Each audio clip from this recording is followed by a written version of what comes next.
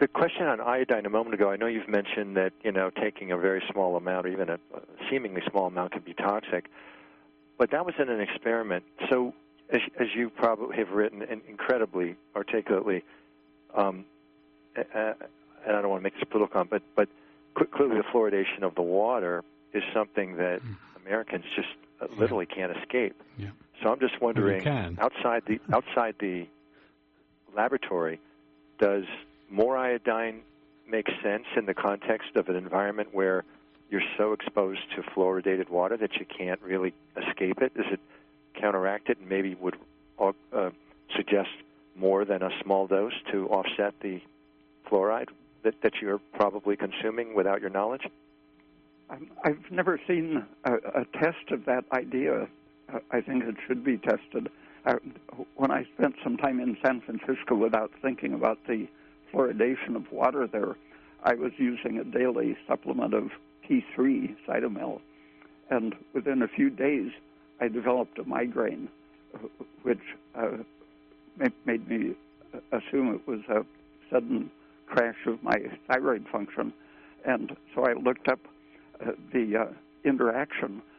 If you take T3 with fluoridated water, if it's in your stomach at the same time, the amount of fluoride in the water will totally knock out the dose you're taking.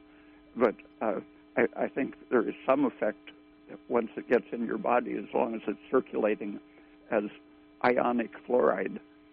I think it will knock out any T3 that it runs into.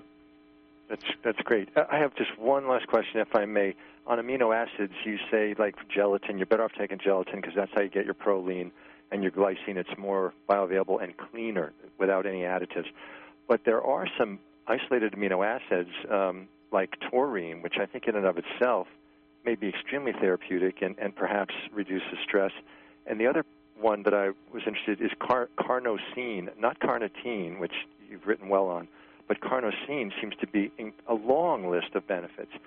Do the possible risks of additives, are they essentially offset by the fact that those two particular amino acids have a laundry list of benefits? Yeah, I don't discourage people from taking those if they want to try them, but I don't use them myself.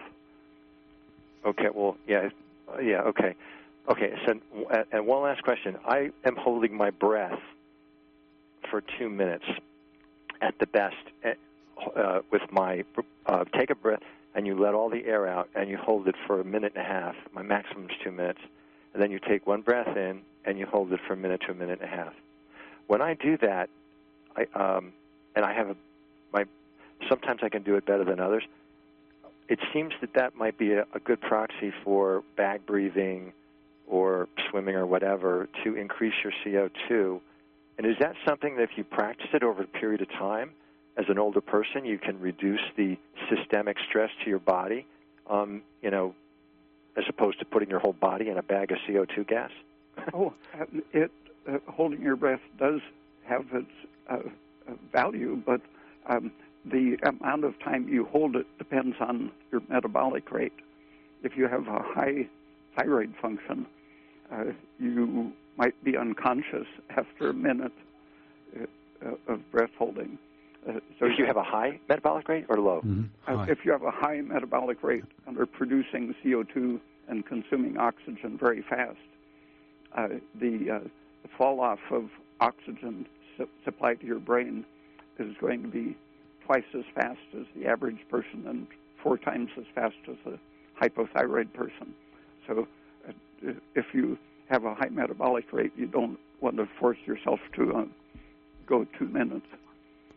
Is there a good average for someone who's like modestly hypothyroid? I mean, as you get older, everyone becomes hypothyroid, right, to some extent. So, I mean, not to pin you down, but like doing it a minute a day, is that a good target, like 60 seconds? Because it's not hard, it's not easy. It's just something you can do and seems to certainly feel relaxed afterward. I mean, you feel like your blood vessels literally are relaxed. It's very odd feeling. I mean, a very high proportion of the population is breathing too fast, hyperventilating, And right. so it's beneficial for most people to hold their breath or breathe slower to some extent, but there's no way without doing an oxygen consumption test that you can tell exactly how many seconds you should hold it. Gotcha. I gotcha. But I think that's a good point. If you're doing it and you reduce the number of breaths you take during a normal minute without thinking about it, then you've improved. There's some benefit, right? Because you're taking fewer breaths per minute. Yeah. Okay. Thanks for your call.